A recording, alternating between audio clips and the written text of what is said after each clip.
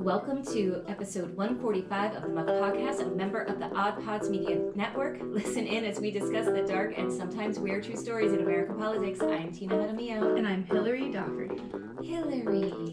Hello. Hello. This has been an interesting... Hello! Seinfeld. Oh my God, this has been an interesting week. It's been a pretty weird... Ups and downs, for sure. Well, obviously, I know the one you're going to bring up. Yeah.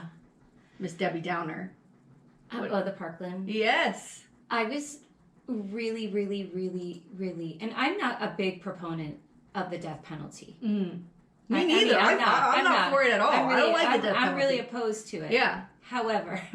Oh, that's a big however. However. Yeah. This, like in extreme circumstances, I would not be one to fight against the death penalty. And also, and I was beyond shocked. But also, like, in this case, if you're sitting on a jury and you do feel that way, and the entire families, all the families of these victims, this is have what expressly said, 17 families, yes. and the people who were injured, the other 17 yes. folks who were injured, oh God, the other have expressly said, we want the death penalty. How? On God's green earth, do you, as one person, it was one juror, yeah. how do you go against that? That's the part that really blows my mind. And now is saying that they're being threatened, which is, again, terrible. Don't threaten this person, okay? Well, no, because this is part of our legal system. Yeah. Like there has to be... Clearly safety. She had a right to do it. It just is so beyond, it's so beyond me. And the other jurors were threatening her. I'm sure that they were. Oh, you know that it was a heated screaming match happening in that jury room. I mean, How long did they deliberate for the sentencing phase? Dude, it was overnight. It was just... Because I thought it was going to take a little longer. Yeah, well, I saw Harold Pryor on Wednesday night. Yeah. That was the day that they went back to deliberate. And I said to him, when do you think that we'll hear a verdict? And he said, probably not till next week. The next day... I think everybody was shocked at how fast it was. Yeah. And really what that said to me was this juror was like so adamant. They knew they were not going to be able to convince her. They didn't even take more time to say. Right. She said before they even heard a piece of evidence, she told them, I'm pro-life. So when they went to this is finally when they go to deliberate the sentencing. She said, I'm telling you right now, before we even heard a piece of evidence, I am not giving this person death penalty. And they were all like, what? Because that's, you can't discuss the case amongst the jurors while the case is going on. No. Even in the jury room, you cannot discuss the case. Right, you only can talk about once the case goes to the jury, then you can discuss all the details and where everybody stands. So, I would imagine when they're doing jury selection. Yeah, that's another thing. That question would be, are they allowed to ask that, like, what is your position? Or... You know what I mean? Because then they could say, well, I don't want this person. I saw a tweet like that. Like how, Mike Satz, who is our former state attorney, was the prosecutor on this case. It was his last case with the state attorney's office. And I saw a tweet like how did Mike Satz let that person slip through to get on the jury? Like, how did that happen? Because but maybe you're not allowed to ask. Like, you know what I mean? I don't know what they're allowed and not allowed to ask. And I don't know. Because when they say, I want to dismiss this, isn't there like a judge that has to say... Yeah. Okay, you can. What's the you can't just be like, I don't like this person, right? Like there has to be because also, maybe the other side wants that juror. I think that when they I don't know enough. They ask questions. I was on a jury for a drug case, like a federal drug case, and one of the questions they asked you before you get on the jury in that case was, do you know anybody in your family or close friend who's been convicted of drug charges? Because they want to see where you stand. Like, were you pissed off at the cops? Were you pissed off at the court? Like, was it a wrongful thing? And now you're gonna let this guy go because you have this past grievance, this bias. And so, like, I wonder if she has children. Like, they thought, okay, she has kids, and these kids were killed, and so maybe she would be for she'd be for convicting him. Maybe there was something else that was a hang up that let her get on the jury. I don't know. But I also thought maybe she changed her mind after they heard all that evidence. The public defender's office put on a hell of a case. I mean, they called his preschool teachers, who in preschool they were like, yeah, there's something wrong with this kid, like as a toddler, and they went all the way back to that. Wow. And it was even before she heard all that. I thought maybe she changed her mind because she was like, this kid never had a chance. And the other thing with that case is that this wasn't a moment of rage, you know, when we have, like, you know, the moment of insanity. This was, and he stated, a meticulously planned out, and he was aware, he was aware of what his intent was and what he wanted to do. Absolutely. Right? So, you know, when you're saying, is someone insane or not, like, he had full awareness of what he was doing and decided to do it anyway. And I get all the past trauma. However, he still made a choice that day, and he knew the choice was not the right choice. You know what I mean? He understood the ramifications of his choice. Absolutely. And so that's like a whole different thing than someone maybe who's, you know, has a major mental break. Like Sickles last week on the podcast. Yeah, but even that, like, he probably knew. Yeah, but he wanted went to kill into a rage. Yeah, he went into a rage. Yeah. But, or other people who are really, like, you know, a different level of clinically insane, like that they're hearing demons, and, you know what I mean? Like, there was none of that. No, and you know what? I also, like, I've done my best to avoid looking at videos that have been released of what happened that day in that building. I have not watched one. The day of the verdict, one of the fathers held up a laptop. Oh my Excuse me. And he said, "This is the last thing that my son saw." And it was a screenshot from the video, and it was this murderer coming around the corner. He had full, like, gear on. Yeah. He had a bulletproof vest on. Oh, God. Like, you want to talk about planned? He had guns strapped to him. He was holding this huge gun. Like, he was absolutely, I think he had a helmet on, if I'm not mistaken. Like, he was fully prepared the tactical gear. You know? He was ready. Yeah. You know, when I was doing interviews for Women's March Broward, and I interviewed Debbie Hickson, whose husband, Chris, was murdered there, who I knew through my friend Brooke. They worked together with Debbie, and I've met Debbie, I've met Chris. I mean, I knew them years before all of this. And when I was interviewing her, because she ran for the school board, which she ended up winning a seat on Broward County School Board, she watched those videos.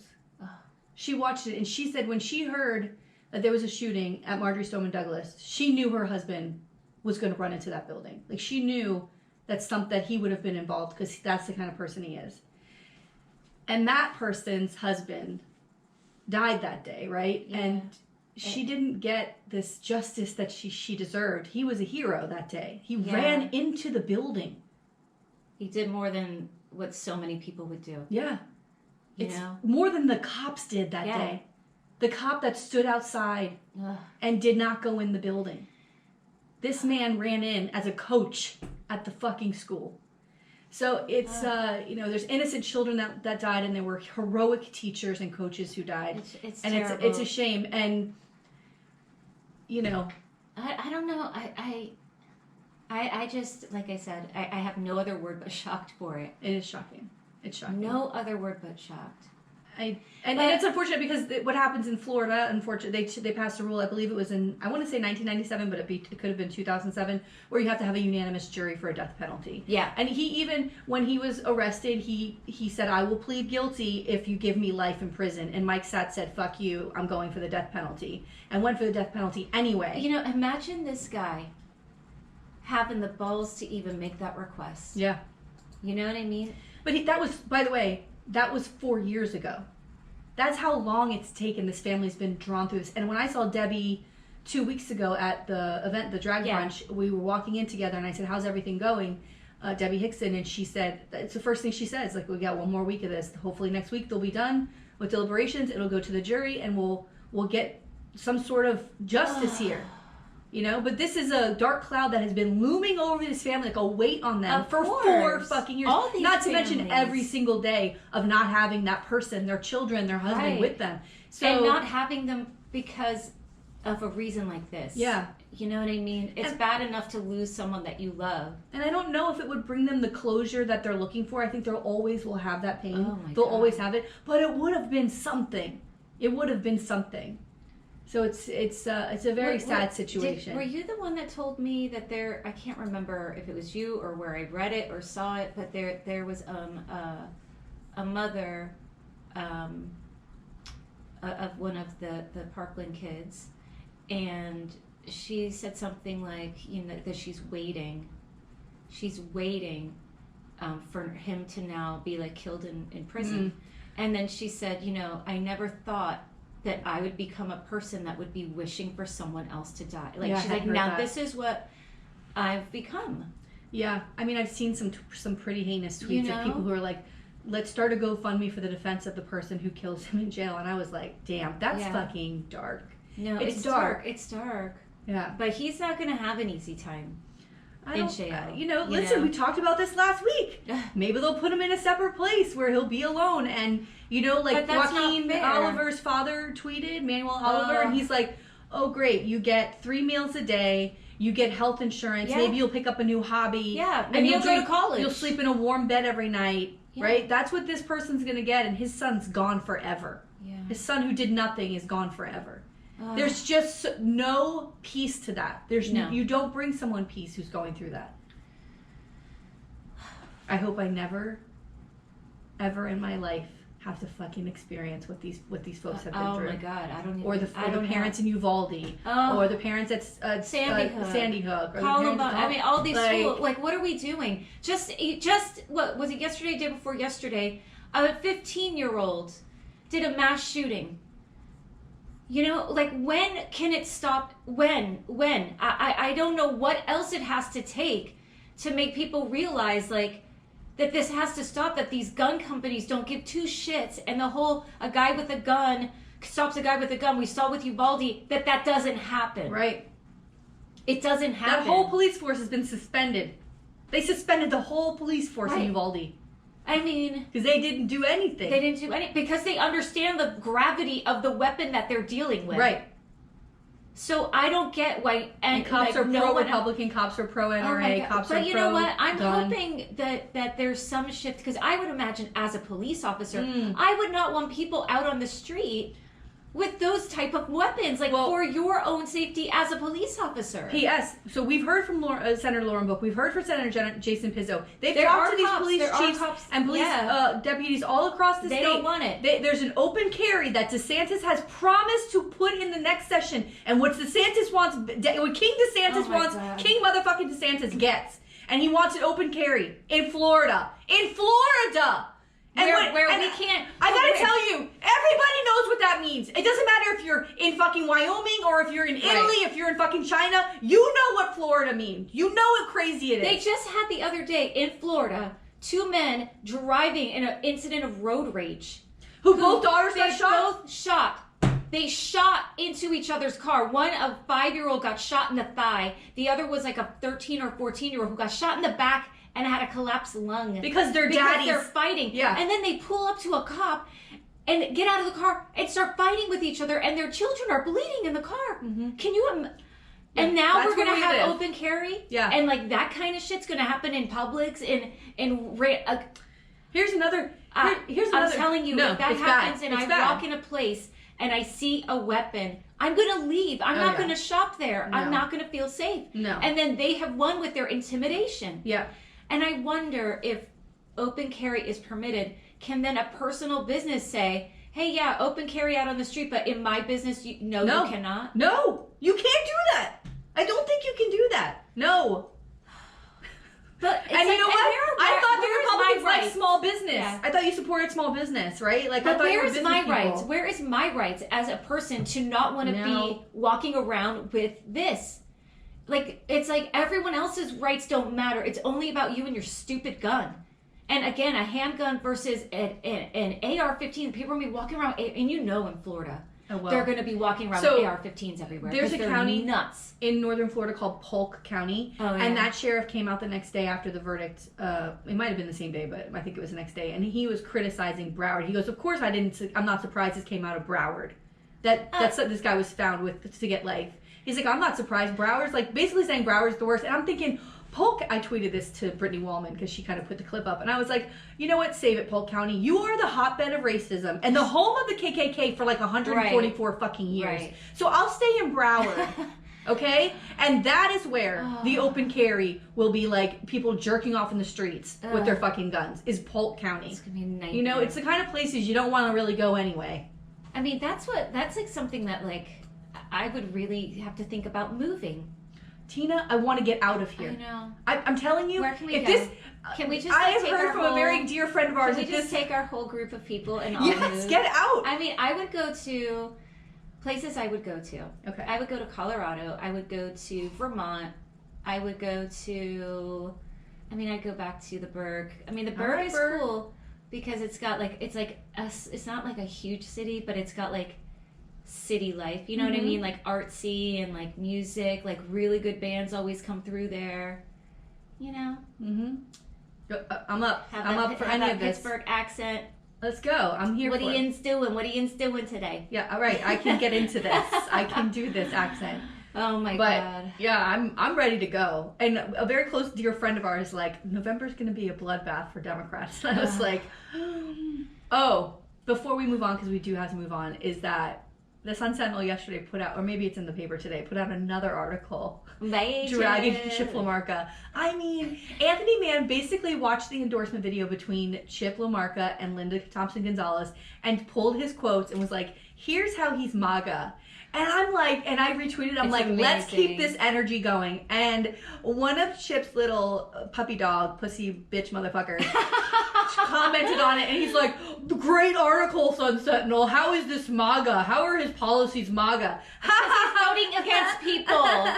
Fuck you. That's why. I can't wait. Let me tell you something. Tell me. Ooh. If this tide turns, just in this seat, I can't even tell you. I will be buck naked, rolling around in the field across the street. Like I'll just lose. I'm basically gonna have a fucking stroke and lose my mind. I gotta tell you, I have. And I'm gonna find him. I'm gonna find him, Tina. I am gonna laugh and I'm gonna say, that's right. Broward doesn't like you. We don't play shit like this here, motherfucker. Oh my God. That's what it's gonna be. And then I'm gonna find his little pussy fucking lapdog. Oh. I'm gonna tell him too. Get the fuck out. Broward doesn't fucking play games. Get the fuck out. This is what happens when you fuck with women. Oh my God. Ooh, bye. I have been like imagining this win. Oh my God, please. We gotta manifest it. Please. There's an excitement that I haven't had. You know, or I feel like I think this could really happen. It's like, but then I'm like, I don't want to get too excited.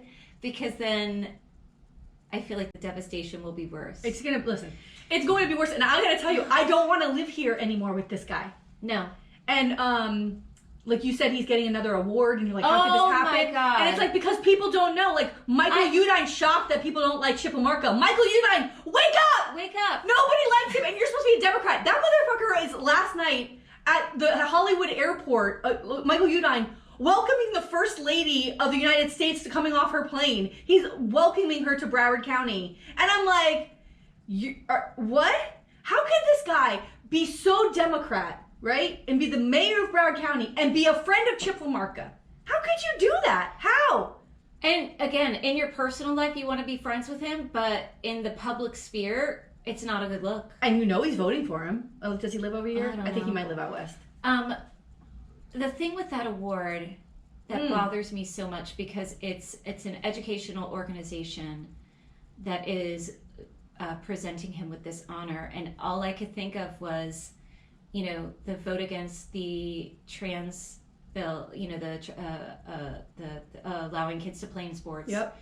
The vote, the anti-woke bill, reproductive rights. You know, there are students who are in our public schools who are victims of rape and incest. You're not protecting them, and then you are going to be honored by an educational organization that you've a Hall of Famer. But there's nobody else to award. There's other people. I can give you a laundry list of people. This guy, who's putting children in harm's way, blocking books, children from reading really important work. But let's honor you. It's just, it blows my mind, and I'm thinking, like, we're in the midst of election season, like, you know, who does he know to get this award? You know what I mean? Yeah, that's all that it is. It's all because he's friends. That's the only reason he keeps getting elected over and over again. Because if you look at his voting record, even he's also against labor unions. Like, he voted for that thing to make it more difficult for labor unions to do the work, and that's against teachers. Are not all, but many teachers are part of a union down here. Like, these are all things that are against the people who work in schools. Makes no sense. The students who go to schools. The teachers have to teach curriculum. And an educational organization is going to honor that. Well, whoever's on that foundation, I bet you find a name. I guarantee they're friends on Facebook with Chip LaMarca. But really blown away. I'm not. This is the only way he's stayed in power. This is the only way he has stayed in power. Because this is it.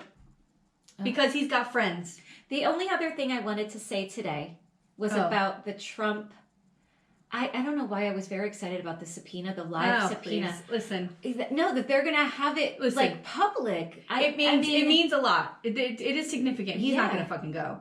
But it does mean something. It is significant. Yeah. That whole January 6th, the new one was incredible. He's either going to go because, you know, he is desperate for attention. You know what I mean? And he'll be on TV. You know what I mean? Like, is his ego so big that he can't say no? I mean, his lawyers might be like, oh, no, don't do it. But even if he went, it'll be like the fifth. Well, he'd be interrupting the whole time. He would try to, like, he'd bury himself. It'd be word salad. You wouldn't know what he was saying, like, whatever. Did you see the video of Roger Stone when there's a video came out? I retweeted. You have to watch it. He appears to be on some sort of drug. Appears. Allegedly. He's my neighbor. Yo, what's up? Don't fucking sue me, Roger Stone. Please, when are we riding our bikes past his house? Any day now. We've been saying it for 3 years, but any day now. We'll do it on election day. Okay. But it's when Trump did not give him this pardon. And he is in this car, and he's like, he's coming to Miami. We're gonna block him. He's gonna have security guards. We'll have 5,000 security. And he's like, fuck him and fuck his abortionist daughter. Ooh, that's what he says in the clip. Wow. And it's so funny and because... you know what? You shouldn't, you know, again, I women's choices, that is their private choice between their doctor. But when you come out and you are against women after you benefited from a service that was necessary for you, it's disgusting. Yeah. You are a disgusting human being. Roger Stone's disgusting. Well, he's disgusting too. But... Oh, you mean his dad? You mean Daddy Trump? Also, no, I'm talking about the daughter. Ivanka. Yeah. Also, it's just that Roger Stone has been around since, like, Nixon, right? Oh, and he's had his hand in so many plays. He's had his hand in so many administrations. And it's just so funny to me that he thinks he's in charge, right? Like, he thinks he's got the power to get a president to pardon him. And then it doesn't happen. And it's almost like you can see this thing, like, he's like, I'm not as powerful as I thought I was. Like, he's like, I thought he would do what I want. But the president of the United States doesn't have to do anything for you. But you're a clown. He's a clown. He's and penguin. you thought he thought somehow yeah, right, that he could trust really a maniac, you know, like you can't. You're playing, you know, when you're playing with the devil, you know what I mean? Like you can't trust when you're playing with the devil. Right. That's the thing. That's the thing. So you think somehow this person doesn't care about you. He used you. You were a little pawn, and you're an idiot. He thought the devil was on his side. Yeah. I wouldn't trust Trump to like. Nothing. Water my fucking plants. Oh my god! You know what I mean? Like the least, like you know, anything that comes out of his mouth, you couldn't believe it. And you fell for it. Yeah, you fell for it because you're a fucking dope. You're drunk on power. You think that you have something that you don't have. You were manipulated. My parents go to breakfast. You were manipulated. My parents go to the same breakfast place every day. It's near Holy Cross Hospital. It's something's kitchen. I know. It's right on the corner. Yeah, I love this fucking place.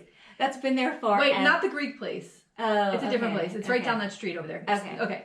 They go there every morning. My mom calls me one morning. I know she's what like, it's called. I know what it is. Let me grab my phone. I don't want to say the name of it. I don't want to say it either. My mom goes, oh my God, you're not going to believe who's here. And I'm like, who? And I don't know how my mother did this, but she was able to take a picture and text it while on the phone. I was shocked and surprised by this. It was Roger Stone. Oh my God. Was she like getting She fucking lost her mind. She lost her mind. I wouldn't be able to eat. I got to tell you, I have dreams of seeing Chip LaMarca in public, like real dreams of seeing him, something. Absolutely, and what I will say to him. And you know, I looked for his wife on Twitter. I did look for his wife on Twitter because I wanted to. Because I there's two. Okay, sorry, we're 24 minutes in. I'm sorry. Two girls, middle school age, this week. We found out. Yeah. Who were being raped. Yep. By someone in their family. Yeah. Two separate girls, two separate families, right? One of them found out after 15 weeks because the doctor kept misdiagnosing her. She was feeling sick. She wasn't getting her period. Because why would a doctor assume? She's not telling anybody that someone's raping her and her family. Right. These are the worst case scenarios that they were warned. Right. Republicans were warned this could happen. This is why we need abortion bills. This is why we need abortion rights, because of these cases, right? Right. And we now have a ban against incest, rape, 15 weeks. This girl was in middle school. We're talking about 11, 12, 13 years old, right? They go to Planned Parenthood and thank the fucking Lord Christ Almighty for Planned Parenthood. And they were able to usher these girls, not one state away, not in Alabama, not in Georgia. No, you got to 2 or 3 states away to get abortions. Imagine this. To get abortions. And so I found that, so I saw that story. I was fucking horrified. Yeah, me horrified. too. And I just kept adding it as a comment to every one of Chip's tweets. And I said, you did this, you did this, you did this. He had a great picture. His wife went to Publix and got a pumpkin. And she strapped it in. She put a seatbelt on it so it wouldn't break. Isn't that funny, Publix? That's what he wrote or something. And I put in the comments, you did this. Yeah. Your wife thinks it's more important to keep a pumpkin safe from breaking than you think it is to keep girls safe from people raping them and getting them pregnant. I was just gonna say that. That's what you think. In a pumpkin. It's more safe. That's what you're more you and your fucking wife are more concerned about. She's a traitor too. How fucking dare you? How dare you? Strap the pumpkin in? What are you telling these girls? I know. How do you What are you doing? But then let's honor him. He's a Hall of Famer. Oh, let's give him an education award. Yeah. You fucking hypocritical piece of shit. Fuck you. Woo. I fucking hate this guy. I fucking hate him. He's and he's got no convictions. He's a coward. Right. And you watch that video with Linda. He's stumbling over his words. That drove me nuts too. But in committee, as a courtesy, you vote for it as a courtesy or whatever it was. And where's the courtesy for these girls? I voted against it when it really mattered for Don't Say Gay. Give me a break. Where's the courtesy for these girls? Which is the worst case scenario. Not the girls that you think are whores who are using abortion as birth control. Not those girls. Right. Because I know you don't care about them either. That's none of your business. But guess what? They're not. And that's also none of your business.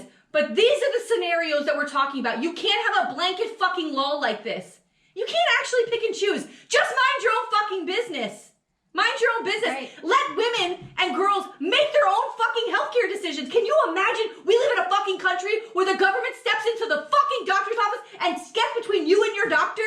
Can you imagine? It's not freedom. Can you imagine in a world where a man that happens to? It would never fucking happen. But you all think it's okay to step into my fucking doctor's office where it's supposed to be private and tell me what my daughter and I can do with our bodies. Mm-mm. I think that's why I'm more mad than anything, is that I have a daughter who's of age that this motherfucking shit could happen and I would be fucked. I would be fucked. What am I doing? What could I do?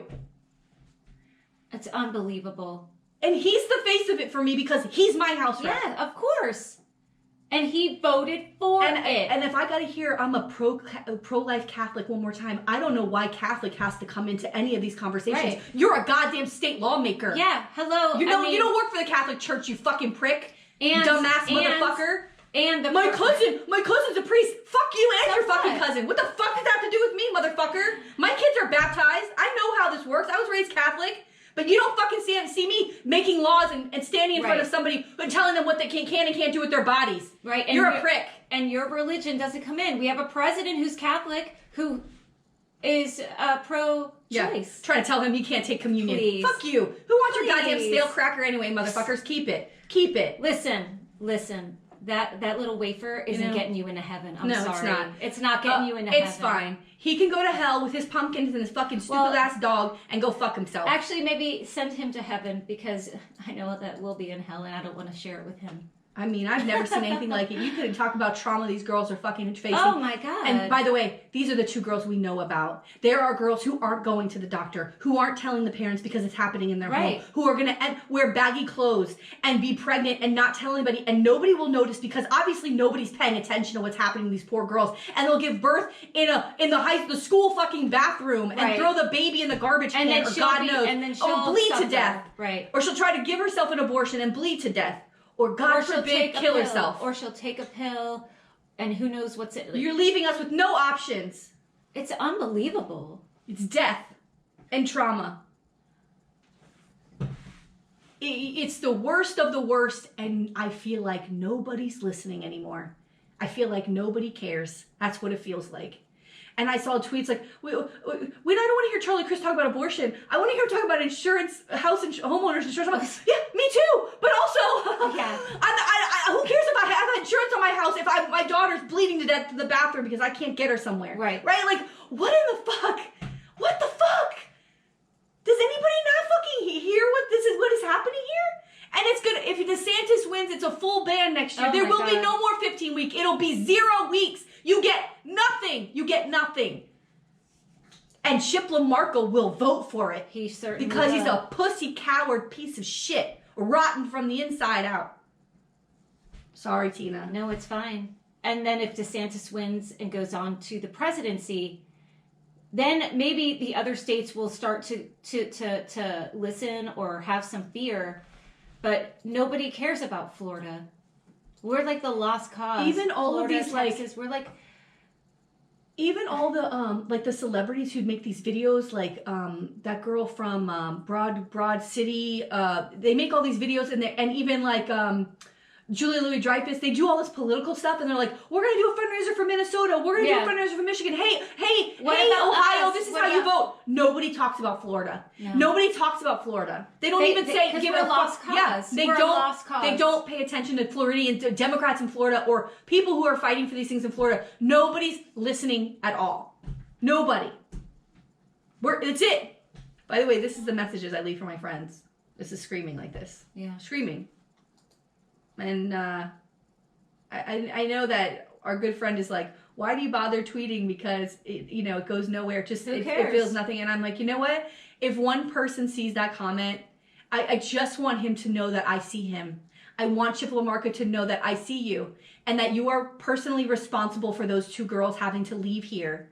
And any other girl who suffers for this and because of these things, you're responsible. It lays on your head. And when you pray to God and go to confession and get absolved of your sins, that's never going away. Right. And do you even confess that? Do you have any guilt or remorse for the decisions you make as a lawmaker when you go in that little box and confess your sins each week? Or is it, this superficial thing that like the children do? I cursed at my brother. Yeah. I stole a piece of bubble gum. You know what I mean? The pumpkin broke. We didn't strap it in with a seatbelt.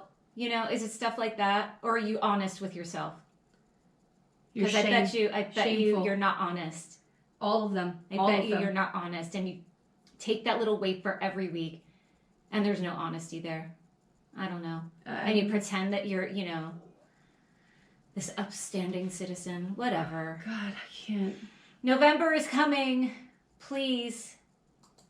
I'm not going to be able to breathe if he wins re-election. I'm not going to be able to breathe. I thank God for the Sun Sentinel hosting the shit. Let's keep it going. Keep it going. And share that shit and let people know. I don't know what else to do. I know. Right, well, I'm knocking doors. That's what I'm... I'm going to drop stuff for her tomorrow. I'm going to do door hangers tomorrow for her. All right. Maybe I'll go by Chip's house and drop one on his door. Drop a fucking deuce. Wouldn't that be so funny? Okay, today... I'm sorry. It's okay. I'm like in my head's in another place. This is a huge, and the rape and incest thing, absolutely, there should never even be a question. But the thing with the rape and incest thing is that women are not trusted, right? They're the idea is, well, then anybody can say that they're raped, right? Anybody can claim incest, you know what I mean? Yeah. They don't trust women. They don't believe women anyway with sexual assault, right? So just looking at the percentages when we talked about it, it's so small. So they don't believe women anyway. So of course they're not going to add in the rape and incest clause because, like you were saying, like women are still viewed in such a negative way and with such a lack of trust and as like the whore, you know what I mean? Like, so give me a break. So... But a woman, for any reason, should be able to do what she wants with her body. And that's it. Full stop. That should be it.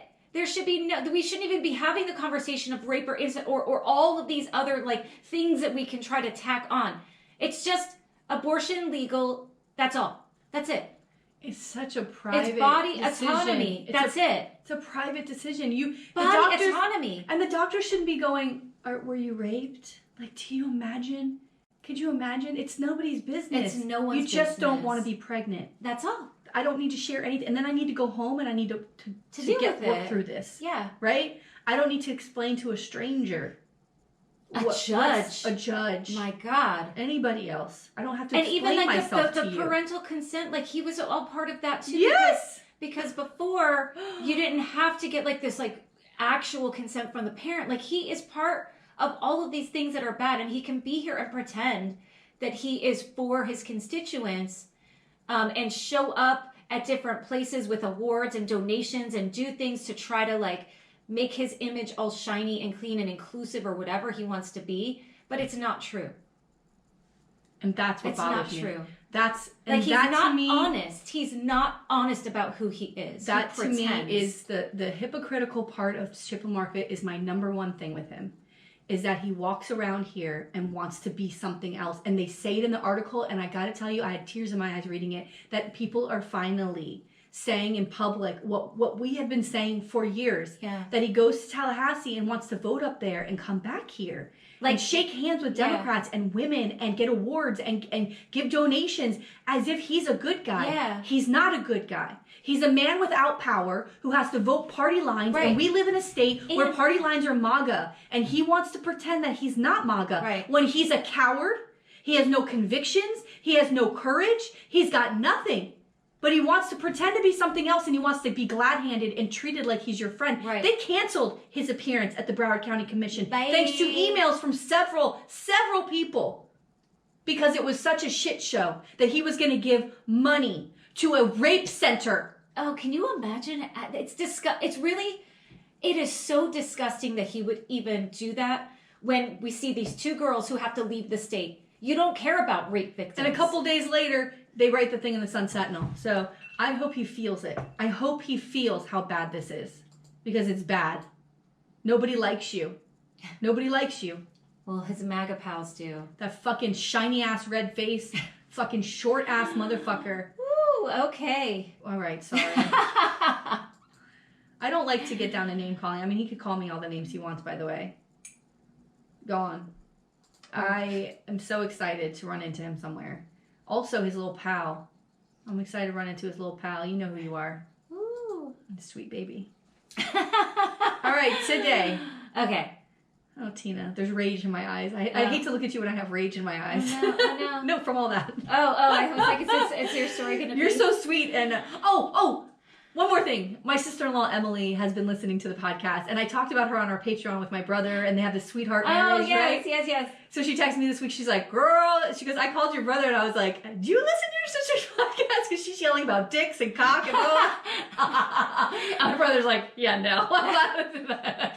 But she said, she's like, your friend Tina is so sweet. And she goes, she can say fuck you to someone in like the nicest way. And I'm like, yeah, it's a good balance. It's a good balance. That's so funny. Yeah, you guys would get along. You're both very crafty and like, yeah, she loves all that stuff. Aww. Okay. So hi, Emily. Thank you for listening. Hi. So today I'm covering former Baltimore Mayor Sheila Dixon. Oh. Now, you know, I love Baltimore. I love Baltimore because of The Wire. Yes. And Baltimore is one of those cities like in New Orleans or Chicago where everybody's in trouble all the fucking time. It's like corruption after corruption. It's like I think it's like Baltimore, or maybe it was New Orleans, like every mayor since the 1800s has had to resign because of corruption. Baltimore's pretty similar. Like you go all the way back to like the 6th mayor had to leave because he was doing shady shit. Like it's a fucking wild city that way. And she's of course no exception. But my favorite part about this was like her plea agreement at the end. I was like, this is so wild. Anyway. Oh, I can't wait. I can't wait. So Dixon was born and raised in the Ashburton neighborhood of West Baltimore. Her father was a car salesman and her mother was a community activist. She attended the Baltimore City Public Schools and graduated from Northwestern High School. She earned a bachelor's degree from Towson University and a master's from Johns Hopkins University. And after graduating college, she worked as an elementary school teacher and adult education instructor with the Head Start program. She then worked for 17 years as an international trade specialist with the Maryland Department of Business and Economic Development. In 1986, she was elected to the Baltimore City Democratic State Central Committee, representing the 40th Legislative District. In 1987, she won a seat on the Baltimore City Council, representing the 4th Council District, where she served for 12 years. Wow. Yeah, so it's totally involved in the community, super Democrat, right? Families lovely, participating. And yeah. In 1999, she was elected president of the Baltimore City Council, the first African-American woman elected to this position. And in 2003, she won her re-election race for president of the Baltimore City Council, defeating her nearest competitor by 21,000 votes. So as city council president, she was the ex officio mayor pro tempore and ascended as mayor when Martin O'Malley resigned after being elected to governor of Maryland in November 2006. So the mayor of Baltimore runs for governor, he wins, and then as the president, she goes as this like temporary, mayor. Yeah. But she then ran for a full term as mayor in 2007, and she won the Democratic Party primary in September, which basically, if you're the Democrat, you're winning. It's one of those Democratic cities, And scores of public officials, unions, and newspapers endorsed her campaign, including the Baltimore Sun, Baltimore Afro-American, the AFL-CIO, his former reps, and Governor O'Malley himself. They all gave her, a bunch of unions all gave her the endorsement. A major issue during the primary campaign was crime, which is always a major issue in Baltimore. Yes. Again, watch The Wire. The second season of The Wire is based, like every season's on a different aspect of the city, and the second one is politics. Ooh. And a guy who runs for mayor, and it's such a great season. No, not the second, third season. It's so good. You have to watch it. Please watch The Wire. Yes. What are you doing? I started watching The Wire. And? No, I liked it. Oh, good. But it's a commitment because it's so long. It's a lot. It's a lot. So I was like, I think I'm going to start rewatching it. Yeah, I think either I might do, like when I have a break, like a vacation kind of like, so I can dedicate time to it. Because it's hour long. Yeah, it's hour long, and then there's so many seasons, and so, it might be like a few days, and then I was like, I got to go back to the other, because there's so much going on. Yeah. To remember what's happening. Yeah. So she ends up cute. Oh God! Ooh. Oh my God! Dominic West. By the way, I texted with everybody last night, and I was like, "Are we all okay with Dominic West playing Prince Charles on season 5 of The Crown?" And everybody's like, "No. Like he's way too good looking." Yeah, but they'll make him. They'll ugly him up. Put some ugly teeth in him. Yeah. Oh, he's so hot, Dominic West. Still. Or it'll just be a hot Charles. You know what I mean? Which isn't reality, but I mean, I'll watch it on TV. He's dog ugly. Inbreeding. So. He wins the 2007 Baltimore Democratic, she wins the 2007 Baltimore Democratic mayoral primary, I told you all that, with 63% of the vote. She then defeated Republican Elbert Henderson in the general election in November, becoming the first woman elected in her own right as mayor. Wow! Yeah, first good for woman. You. Yes. And now I'm going to be like, I know. Oh, no. In her first inaugural address as mayor, Dixon alluded to what she considers people's wrong impression of her and stated, quote, "I want you to know that I'm more than just a newspaper headline or a soundbite on the evening news," end quote. Oh, so was she just known for just, like saying things and they would just like take it out of context and being truthful, Yeah. During her tenure, Baltimore's homicide rate dropped for the first time in 30 years. Wow. In 2007, she introduced a crime plan that focused on more community policing and using police resources to target the most violent offenders. Okay, this is an idea. I mean, not saying she's for defunding the police, but that's kind of the idea of taking police resources and putting it towards different things. Yeah, counseling, whatever. That's important. Yeah. So, but actually, it worked here, right? Yeah. So, to combat crime, Dixon appointed Police Commissioner Frederick H. Bielfeld III, who supported her neighborhood crime strategy. In February 2008, the Baltimore City Police reported a sharp decline in homicides in Baltimore. Wow. According to police, there were 14 murders in the city for the month of January, the lowest monthly total in 30 years. Wow. There's a lot of murder in Baltimore. But that's incredible. Yeah. As of April 2008, there had been a 40% reduction in murders in the city after experiencing a record high in 2007 during Dixon's first year in office. So, it's working. Well, yeah, it takes time. But wow, 40% is huge. Yeah. By April 15th, 2008, the number of murders in the city had grown to 54, the lowest number to this time of the year in recent memory, putting the city on pace for 189 murders in 2008. By the end of 2008, the murder count, though, was 234, but still a 17% reduction from the year before. Yeah, but, you gotta chip away at it. Yeah. Yes. Several city developments were completed during Dixon's tenure, such as Baltimore's Inner Harbor East Community, the Legg Mason Tower, and the Baltimore Hilton Hotel. As mayor, Dixon was also a member of the Mayors Against Illegal Guns Coalition. Okay. Also, I would mention from The Wire, Bunny Colvin. If you go watch The Wire, he does this wild thing called Hamsterdam. I'm not going to tell you more about it, but it also reduces crime, and people are so excited about it, but it's fucking wild. Oh. And, so okay. go watch that. Hamsterdam. Hamsterdam. Can we call this episode Hamsterdam? Hamsterdam! Yay! More. All right. So the scandal.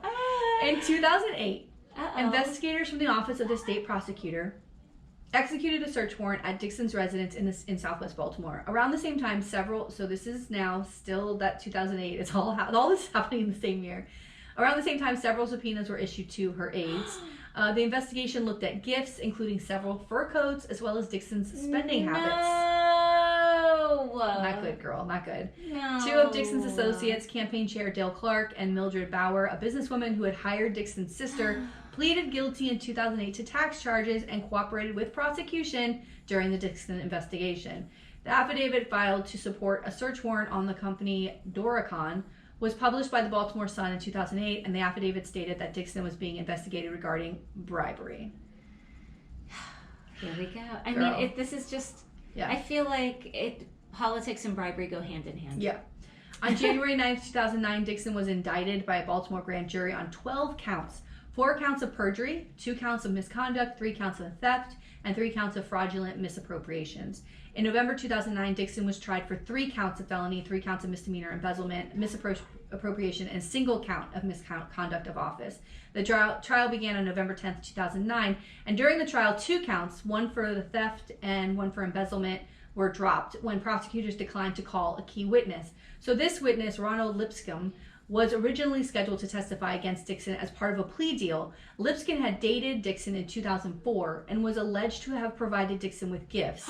And as a developer, not good, he had won contracts in some high-profile projects around the city, and Lipscomb ultimately did not testify because the prosecution believed that the defense would attack his credibility, and this led to 2 of the 7 charges being dropped. Oh, good. Okay. I mean, for her. Yeah. So on December 1st, 2009, after 7 days of deliberations, the jury returned verdicts. Okay. 7 days of deliberations. So she didn't plead. Wait, she does. Hold on. But 7 days of deliberations on this case. Right. 72 hours, like what, 24 hours of deliberations in the Marjorie Stoneman Douglas shooting. I know. I mean, there was no time. Like, maybe they could have convinced that woman. I don't. It's all in my brain. Well, no. I mean, if you have someone that's like, I don't care what you say to me. Like, this is my decision. I don't think nobody's you can fault. It's nobody's fault. What are we gonna do? Yeah. On December 1st, 2009, what are you gonna do? What are you gonna do?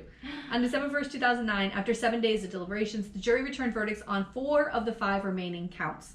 Dixon was found not guilty of the 2 felony theft charges and 1 of the misconduct of office, and she was found guilty on 1 misdemeanor embezzlement charge relating to her use of over $600 worth of retail store gift cards that were intended to be distributed to needy families. Girl, that's not nice. Not good. No, $600. You're blowing your whole career for $600 of gift cards. And $600 in like petty cash for maybe, but for needy families. Yeah, they were given as like to give out to families. That's not a good look. Oh my God, no. How do you do that? But we got down to 1 charge. I don't know. I don't even. The guilt would just. Yeah, I know. The jury was unable to find a unanimous decision regarding the final charge of misdemeanor embezzlement. So now we're stuck in this thing, right? Yeah. It's like, what are we going to do? So here's the plea agreement, which I found. To me, I thought it was very interesting because it leads to other things where I'm just like, I'm dizzy. So on January 6, 2010, a couple weeks later, as part of a plea agreement reached with prosecutors, Dixon announced that she was resigning from mayor. By the way, she's still going into work through the trial. No! She's making appearances as if nothing is happening. Mayor. She's sitting in mayor. She's like, no. She's on the dais. She would go to events and people were like, why are you here? Yeah, and she's like, hey, everything's great. Like, she just was like, nothing was going on. Wow, I wish. That's a way to play it. I know, but I wish I would be the person like, I can't leave your house. Me too. I'd be ashamed. Yeah. Like Chickle Marcus should be. Don't ever leave your fucking house. Woo! So she reaches this plea agreement and she agrees to resign as of February 4th, 2010.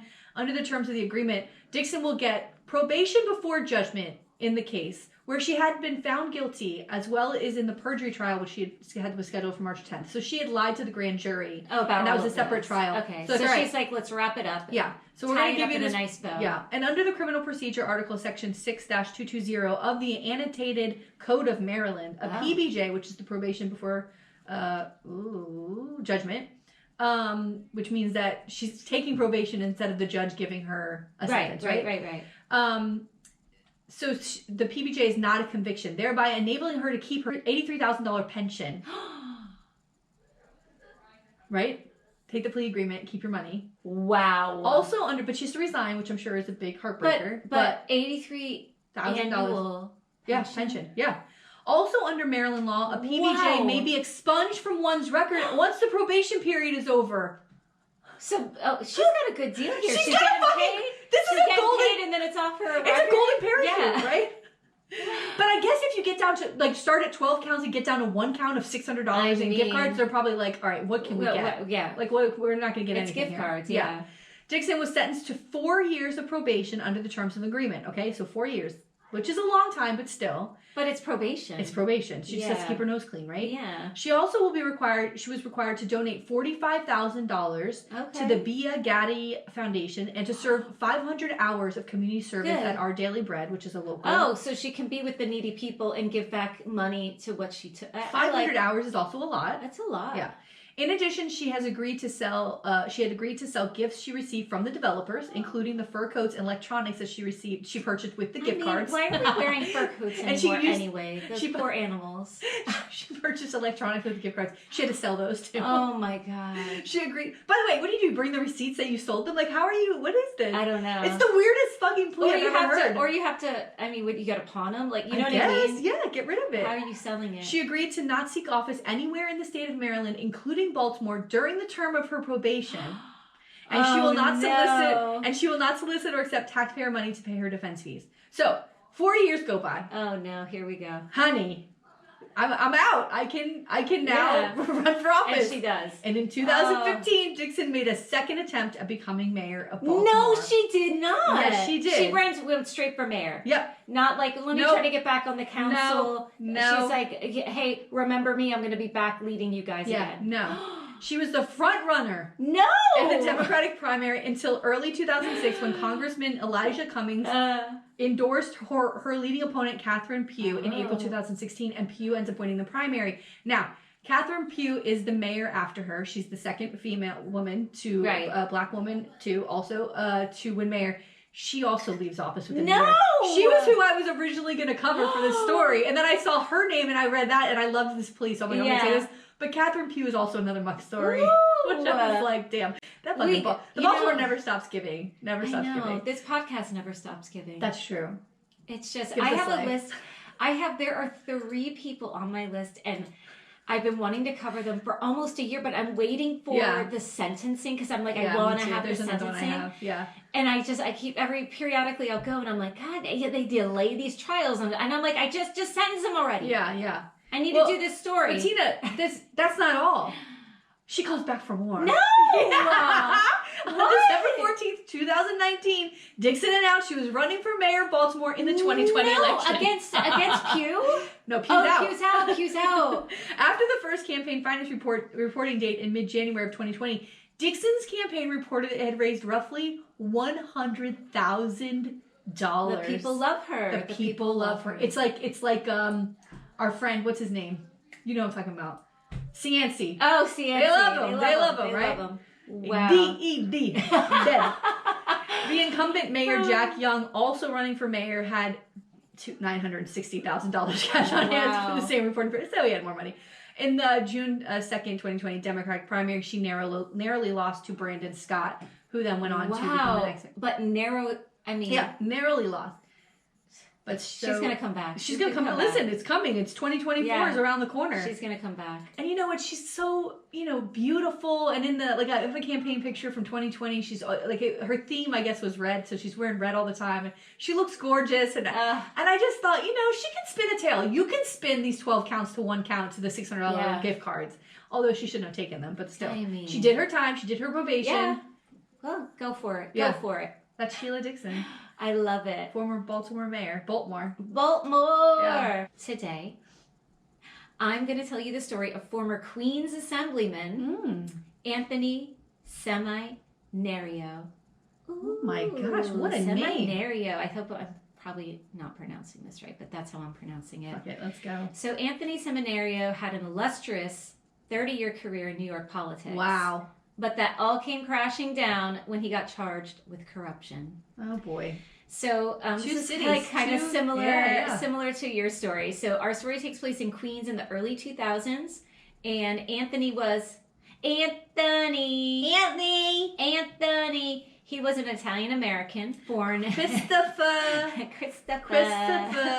Born in 1935 in Brooklyn, New York. And according to VoteSmart, he earned his degree from the New York State Institute of Technology in 1978, and that was the same year that he won political office. So as far as his career, prior to winning office, he worked as a corrections officer for the New York City corrections system. He was also a part-time actor and a talk show host for WABC. Oh God, pre-podcasting. Yes. Ooh. Everybody had talk show on like public radio. TV, yeah. And according to the U.S. Attorney's Office press release, Anthony began his career in 1978 when he was elected to the New York State Assembly, and he remained in that seat until his resignation in 2009. And from various accounts, he was referred to as a moderate Democrat. So, he kind of would vote sort of sometimes maybe with Republicans. He was in that, more towards definitely centrist. All right, so the major incident. And the thing I like about these schemes that people get themselves involved in is the planning. That and this was a bribery scheme similar, like your person that you covered this week was involved in bribery, and this guy, this was like a high price tag kind of scam that he was involved in, and it really can't happen unless you plan it out. You know what I mean? Well, you have to really go, okay, this is what I'm going to do, and here's how I'm going to do it. Maybe grabbing the gift cards is like, that's one thing, but this is like orchestrated. Yeah, and the best part about when you lay out that plan is that at any moment when they when they go to the trial, they're saying, at any moment you could have stopped this, right? Yes. Like at any moment you could have been like, I'm out. Yeah. It wasn't like a quick, like you're saying, like when you were planning it out like this, like any second, you could have said, I'm done. I don't want to do this. Yeah. Oh, God. So according to QNS's Harold Koplowitz, our boy Tony. Hey, Tony. He starts this, it begins in 2000. And so he's about 65 years old when he starts a business called Mark Consultants, which was supposed to be a consulting firm to help clients gain access to state legislators. And the thing is, he never did any consulting. So this is like one of those shell companies that he created. And the other thing about this case is he's 65. Like, you're right about to retire, Yeah, dude. Why are you starting something at the close of your life? You could be drinking pina coladas in the Bahamas, his pension has to be good. This is like a 30-year political career. You get out of New York, you get out of the cold, and it's in you enjoy New York. yourself. Yeah. What are you doing? What are you doing? I mean, why risk everything at this stage in your life? Like, this is when you want to be like winding down, like not amping up some crazy stuff. So... Or shouldn't you be planning on who am I passing the baton off to? Yeah. Like, who's going to be coming up after me? Mentoring somebody. Yeah, doing something, but instead being a mentor. Yeah. Instead, he tarnishes his reputation and is remembered for this whole unscrupulous thing instead of the other things that he did. It's a shame, really. It is. So Koplowitz's article noted that money could have been a factor. So allegedly in 2000, the same year that he starts the consulting firm, he and some others tried to have then Assembly Speaker Sheldon Silver removed from his position. So they tried to do this coup. But the coup backfires. It didn't work. And he allegedly faced backlash, and he got removed from a position as assistant minority leader, and that cost him about $20,000 a year. So some people thought maybe he did this because now he's out this $20,000 a year. But again, he's 65 years old. I don't know. So how much money are we talking? And what exactly does he do to get So between 2000 and the time of his arrest, he took about, and he was arrested in 2008. So in about 9 years, he took in about $1 million. Whoa! $1 million! Holy cow! Cha-ching, cha-ching. Where's our? I know. My son loves that. That thing's always going on. Our sound machine. Yeah, our sound machine. That thing's Holy cow! $1 million! $1 million. So there's the consulting bit, right? But he also allegedly got $310,000 from 2 hospital executives who wanted his help in getting another institution and more funds allocated. So like the budget came out and they're like, there's not enough money for what we need from you. So they kind of pay him to try to make sure they get the building and the things that they want for this hospital. I mean, you can't guarantee those things. So why are you giving people money thinking they're going to go in and be able to do things? I think because he was this really high pressure guy and he could get people to do what he wanted. So wow. The U.S. Attorney's Office press release also noted that Tony put pressure on New York NPO, this nonprofit organization, to become one of his consultants. He's like, you're going to pay me as a consultant. And that guy, head of the organization, was like, no, we don't need you. Like, we're not going to do this. And he basically said, like, you're going to be my client, or you can forget getting any bill passed through me. Like, it'll never happen. And so the company yielded to him. So he was like pressuring people this isn't right. to like no good. Pay him and be a part of like what he was doing. So the FBI sort of gets wind of this operation, and they start in with the wiretap, which is like always the best. Every time I hear FBI wiretap, you're fucked. I know, like it's you're over. in trouble. Because like what are they gonna do? Could you imagine if they start wiretapping you? Oh my god! My god! It's so embarrassing. It's embarrassing because they probably hear. Well, and they hear everything. Everything. So the Daily Gazette noted there were over 15,000 intercepted calls. Like, that's a lot of listening. Like, they have to listen. God. This is going on for years, and they're listening to every single call to see what they... God, dude. Like, who's in that room listening to those tapes? I don't know, but I'd love it to be me. Yeah. Like, I would love to fucking But then, like when you're someone. listening to, like, the mundane stuff, you're like, all right, oh my God. Yeah, but even that's, like, kind of like, what's going on? Like, also, I feel like you get to know who that person is, right? Now you know who you're dealing with. Oh, yeah. We're like avocados in the morning. Like, you know, we gotta figure, you know what I mean? We're gonna put the pieces together. No pulp orange juice. Yeah. I told you, I don't like pulp. Oh my God. So, pie oh my, boo. Oh, pie oh my. Aww. God damn it. If you listen to this podcast, you better have some Sopranos references. You better watch The Sopranos. And The Wire. Or you're not going to know what's going on. And The Wire. You better know. So, Anthony. So one recording caught Tony stating, quote, "I don't give a fuck if you close down every hospital in the city. You leave my hospitals alone." Whoa! Other recordings, according to Michael Cusenza's Queen's Chronicle article, caught Tony bragging about all the money he got from bribes. And he thought of himself as like... stupid. The Godfather. Yeah. He's so stupid. Yeah. He's like, this is what happens. You know what? He's into himself. When they go on for years like this, that ego, I mean, they already got an ego, but now it's like ballooning. Holy shit. Yeah. So another recording excerpt caught how he bragged about being his own lobbyist. Quote, "I was doing favors for these sons of bitches there, you know? They were making thousands. Screw you. From now on, I'm the consultant." Oh my God. These sons of bitches. Sons of bitches. Oh, that's what I refer to my kids. These sons of bitches eat me out of house and home. Oh my God. And then he commented on... He commented on life as a public servant. Uh-oh. And according to Michael Lanza's Queen's Chronicle article, this is what he said. Oh, no. God, what the fuck does it mean to be an elected official? It doesn't mean shit. Except you're lining your pockets $1 million fucking dollars. Holy shit. By the way, that's what they all think. I know. They all think the same thing. And this is the thing. It doesn't mean shit. They know it. And they know it. And they know it. And like, until we really became involved, you really, like, these are regular folks. You know what I mean? Like, you have this idea that there's something else. They're not. No, they're regular people. And they're... we know amazing people. We know quite wonderful people, but they're also, you know, there's a disillusion to it all. Once you start to serve, you're like, all right, you know, and you really get to see the fucking horse shit that piles up and the bullshit that it is, and you cannot put these motherfuckers on a pedestal. No, I mean, no. So I love that quote when I saw it. I was like, okay, that's the greatest thing I've ever heard.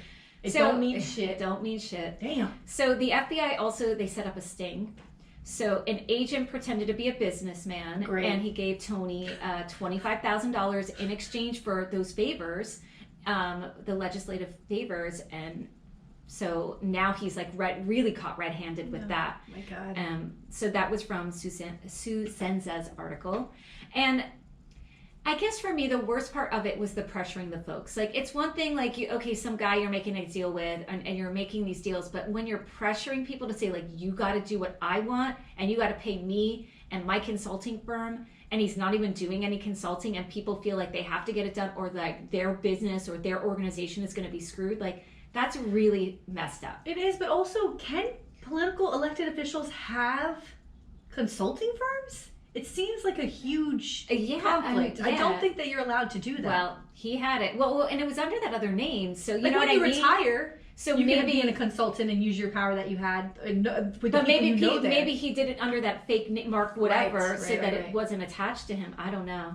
So the New York Times reported that he pressured the Jamaica Queens Chamber of Commerce and extorted over $200,000 from them. Oh my God! And he forced them to hire a company that a guy who was convicted of racketeering, he's like, you got to use this guy. No! Yeah, it was wild. So he ends up being charged with honest services fraud, and that's just part of that bribery. And the indictment is like incredibly long, and it shows all the ways that he tried to defraud folks and the bribery and all of that. So I have that linked in our show notes, and you can look through it. And he pleads guilty in June 2009 to one count of honest services mail fraud. And I want to note that he did not resign when he was arrested. Of course not. It wasn't until he entered that guilty plea in June 2009 that he actually resigned. So it wasn't, So then acting U.S. Attorney Lev Dassin commented on Tony's plea, and he said, quote, "Instead of using his office to help New Yorkers, Anthony Seminerio used his office to help himself. Anthony Seminerio was caught red-handed, violating the law and the public's trust by taking hundreds of thousands of dollars in corrupt payments. Today's guilty plea marks another significant step in our ongoing effort to combat public corruption." And according to the New York Times, Tony gave a brief statement after entering his guilty plea that was just, quote, "I want to apologize to my colleagues and my constituents and to my wife and my family." And that's it. That's it doesn't say much. And when this first came out, the folks who were working with Seminerio, they were shocked by the allegations at the time. Remember, this is a guy with a 30-year-long career. One official, Jeffrian Aubrey, stated to QNS, quote, "I don't know what made him go this way. Tony's a smart guy. He wasn't wearing big diamond rings and sharkskin jackets. So he was still, and remember, this started when he was 65, like, again, at the tail end of his career. And these people who have worked with him for decades, like, really were surprised that he would do something like this." Yeah, I wonder what the hell's going on there. Mike Miller, who took over Seminerio's seat, stated, quote, "For over 30 years, Anthony Seminerio represented the 38th Assembly District with passion and dedication. We should remember all the good things that he has done for the community. My heartfelt sympathy goes out to his wife and his children." And he wasn't the only one who had a lot of sympathy for Tony. And from some of the recordings, he seems like a pushy jerk. Like he seems, I don't know. I want to feel bad for him, but I don't. Like these guys are like, remember all the good things. And it's like, yeah, but he ended up doing this really shitty thing. And then over the years, was he doing tiny bribes or things along the way? Who knows? Right. So at the sentencing trial, according to several sources, he requested leniency. And the Daily Gazette reported that he even asked for house arrest, but did not happen. Oh, boy. So in the end, he was sentenced to 6 years in prison. Dude, he's in his 70s, right? Yeah, well, he was 65 when it started. Yeah, so he's in his 70s at the time, like 72 or something. He had to pay $1 million in restitution. Oh, my gosh. And some of the aftermath, Cusenza's Queen's article reported that one of the doctors that Seminerio tried to pressure into paying him, because he worked a lot with the hospitals, ended up suing for $100 million, stating that not only was Seminerio putting the screws to him to pay up, but that he would also threaten to close his medical center if he didn't. Oh my God. I don't know what happened with that sort of civil case, but that happened. And then he wasn't the only one to get sentenced. In 2012, the hospital CEO, David Rosen, who paid for those political favors, he got 3 years in prison. And he didn't just pay Seminerio, like two other reps were attempted to be paid off as well, Carl Kruger and William Boyland. And William Boyland is someone I want to cover at another point too. So some points of interest, and I just have a couple. He ends up dying 2 years later while in prison. Oh, I was wondering that. You know? Oh, no. And again, it's a stupid crime. Oh, you know, God, he had this sucks. fulfilling life, and I found his obituary, and it was short. It just, it just talked very briefly about the political career. Obviously, like, it didn't mention any of the bad stuff because it seemed like this was like the family's obituary. Yeah. And it noted he was married, he had 3 kids, 8 grandkids, and instead of enjoying retirement with his family, he dies in jail. Oh, God, it's fucking heartbreaking. And the other thing, and this is so random, but I found a telegram that he wrote in 1984 to a female politician, Geraldine Ferraro. Oh, yeah, she was the first the vice president nominee. Yeah, and he says, quote, that she's, quote, a credit to our Italian heritage, and how she, quote, personifies the tremendous strides that American women have made. And, here's this woman, like, and then he sort of fulfills the Italian stereotype with the bribery and all. You know what I mean? Yeah. I was like, oh, that's so interesting that he, like, kind of points to that thing. Yeah. And then, it just was a bummer that it ended that way for him. I gotta tell you, but $1 million is a lot. I don't think I've ever gone from like, what is this fucking guy doing, to like feeling sorry for him. I feel bad that he died in prison. That's awful. Yeah. I mean, that's the story of the peddling greedy, politician. just this greedy. Oh, sorry. Anthony Seminerio. I always forget Tina's got always. I know. I gotta have my tagline. I was interrupting. Tagline. Oh my God, that's so good. It's just, it is a bummer. Like, but you know what? Listen, don't do the crime if you can't do the time. You made a decision. Oof, you made a decision, and 6 years for $1 million. I mean, it's not a lot of time. But you're old. But you're old. Like, you're gonna die in jail, and your family. Oh my God! And then the wife and your children. It's terrible. It's really sad. It's terrible. Oh God. All right, that's all. I'd also like to point out that when you say Tony, you do a thing. Oh, Tony. Yeah. Tony. Yay. Tony. Oh my God, I have 3 cousins named Anthony. You do? It's just like in Goodfellas. Marie. What's the other one? The girls are all named Marie. Yeah. And with Paul, Paulie. Yeah, Paulie. Paulie Junior, Paulie Senior, Paulie. Everything's Marie. There's Anthony's. Yeah.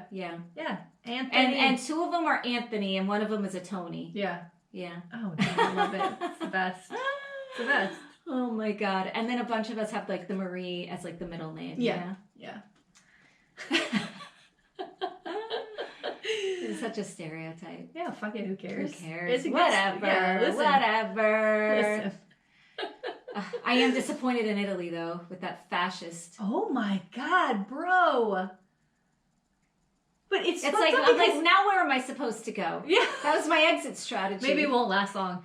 But also, I always feel like, we were alone in the world with the Trumps. But the Trump fascism shit, well, it was way before Trump, but still, it's popping up everywhere. It's fucking wild. But they're offering something to people that obviously whatever the good guys offer is not working. Yeah. Whatever our strategy is, it's not working. Oh God, my husband and I were having a whole talk while we walked the dog, and I mean, we agree. I'm always like, let's agree to disagree, and he's like, yeah, you can say that, but there's only one side that's right, and that's my side. No. This sounds like pleasant walks with the dog. And he's, a Democrat. He's, there are things he's very liberal on, and there's things that he's very, very moderate on. Mm-hmm. And that's where we kind of butt heads, but it's always a good conversation. Yeah. But yeah, he just feels like certain issues, he's like, it's a dog, like, and like, he feels like the Democratic Party needs to focus on things like when you were saying, earlier on property taxes and things like that. And it's like, I get that, but then there are these other issues that I feel are very important issues that can't be swept under the rug because we want to appeal so much to the other side. Like, I see both sides of it. You know what I mean? I see the logical part of focusing on economic issues because that's how you're going to get people on your side. And I'm absolutely here for it. Here's my thing with abortion. The reason why Roe v. Wade got overturned is because we all kept our eye off the ball. Yeah. We took it for granted and we said it could last forever, even though there were underlying, we heard it for decades and decades. We knew they were coming for it. We knew it was going to happen. But now we all said, there's no way. And then it happened. Right. It's because and we should talk about economic issues, but we also should say that we are proud to support this. And here's why. Right. And it can't be something that's on the back burner because my body and my daughter's body is not a fucking playground. Okay? No. It's not up for grabs. And you know, I want my home. Listen, Hurricane Ian hitting is going to make everybody's homeowners insurance in Florida spike, and I can't afford that. I can't either. I can't afford for my mortgage payment to go up any more than it already is. It's sitting on my fucking head now by myself. Yeah. I can't afford that. And that's going to happen, but it's because we have a legislature and a governor and the governor before that, Rick Scott, who didn't even want to talk about, couldn't ban the words climate change during his administration. That's a real thing. Oh, yeah. Could not say climate change. There was like a gag order. So we want to ignore because big insurance money is in their pockets. Right. Which is why we're going to have Hillary Cassell on here, and she's going to talk about property insurance. Thank God. But you know, we've been kicking that ball down the road forever, and now here we are. Where people cannot afford to live here. And so that's going to be the reason I end up leaving. Is because I can't afford it. I can't afford it. It's frightening that we could lose where we live because it's going to be so that people don't care. People don't care. And I get that those issues are important, you know, but I think that we can find a way to talk about all of the issues. And that's one thing that Linda does do. She does talk about the property issue. I mean, it's an important issue down here. Listen, I'm all for talking about those issues if it gets them to vote for us. Yeah. If you're wasting our time and we're talking to you about economic issues and property insurance and you're like, yeah, I agree with you, then do it in the ballot box. But don't make us waste our time.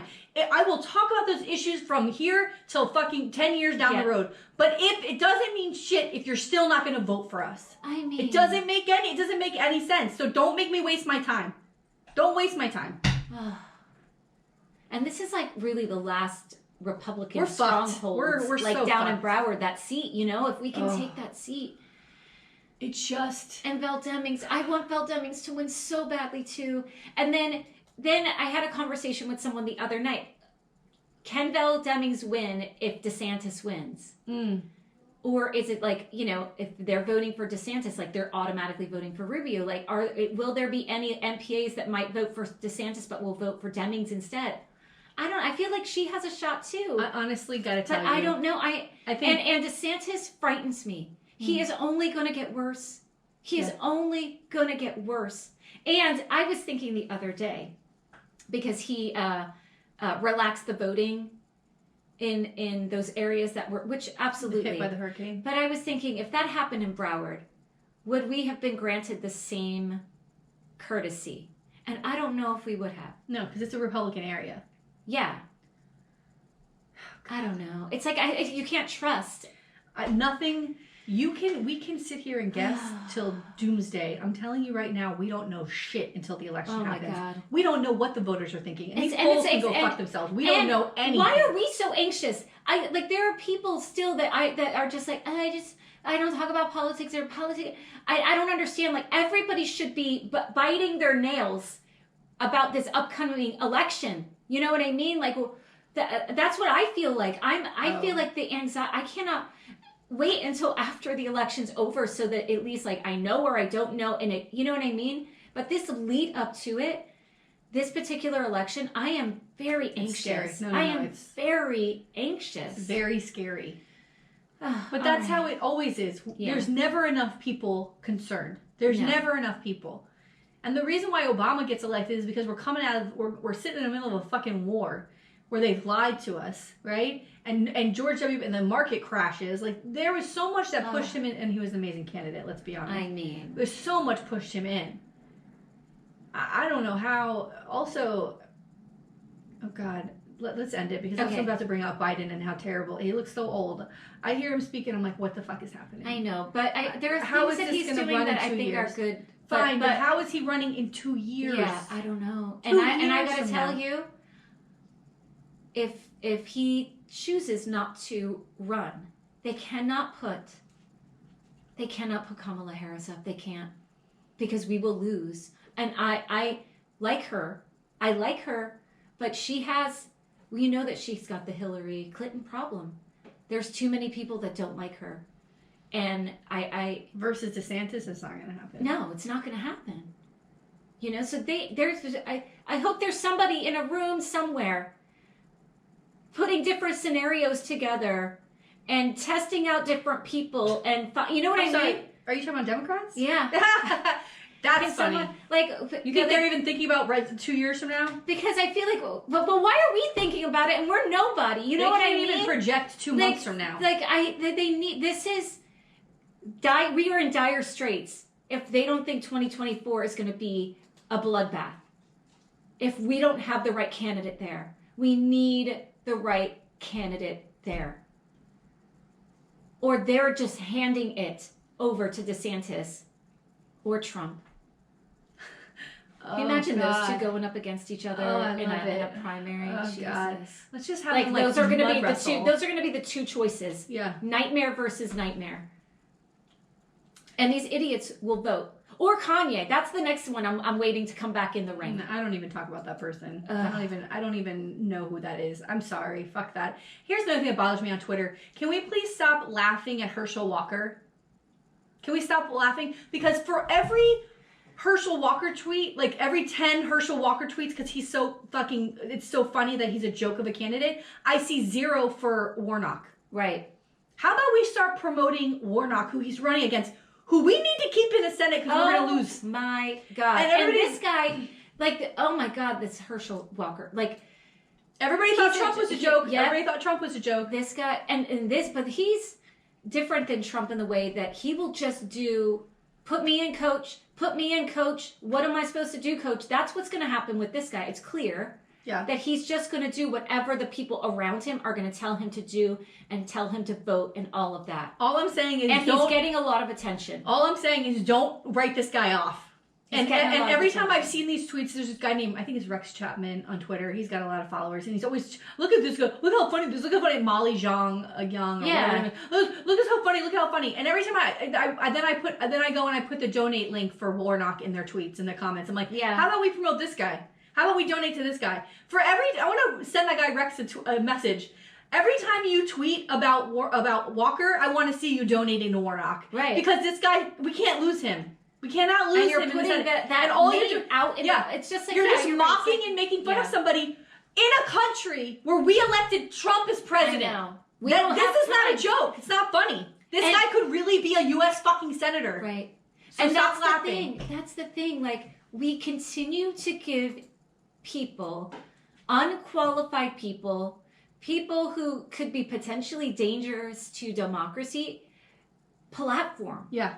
After, you know what I mean? It's attention. Tina, we would never know. It's nuts. Right. We would never know who's running for Georgia Senate, for the U.S. Senate for Georgia. We would never know, except that it's all over social media that this guy is a joke. And we cannot take these things for granted. We cannot look at this race and say Warnock's got it because he's reasonable versus Walker. That's not a real thing anymore. But it's I think you always say this, that people have short memories in politics. And the only thing they're going to remember is this guy's name. You know what I mean?